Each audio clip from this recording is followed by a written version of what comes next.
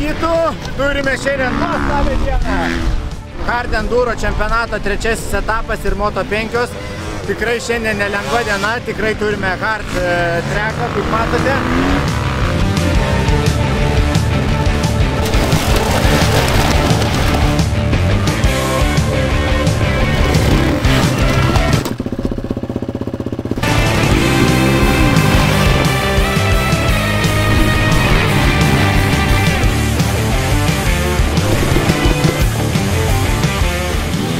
Šiaip labai sunku buvo, trumpa, intensyvi trasa, tų ratų daug reikėjo prisukti, Mazoliui atsilupo, bet suvažiavom pirmi ir užbaigėm čempionatą.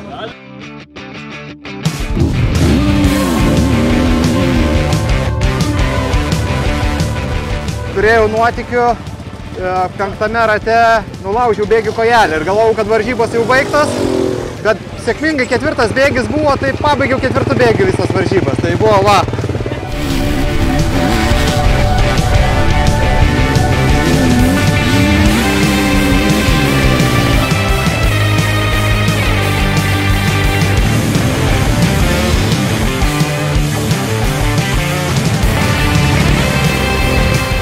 Labai karšta, yra dulkių, kartais važiuoji pakilimą nematai, tiesiog jo važiuoju iš intuicijos.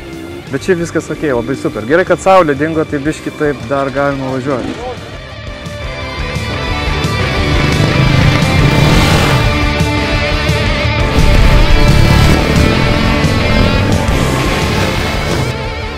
Nebuvo lengva.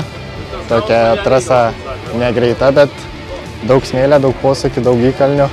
Po kiekvieną ratą vis išsimalė labai viskas. Tai linijas geras pasirinkti reikėjo labai, kad neužstrigti.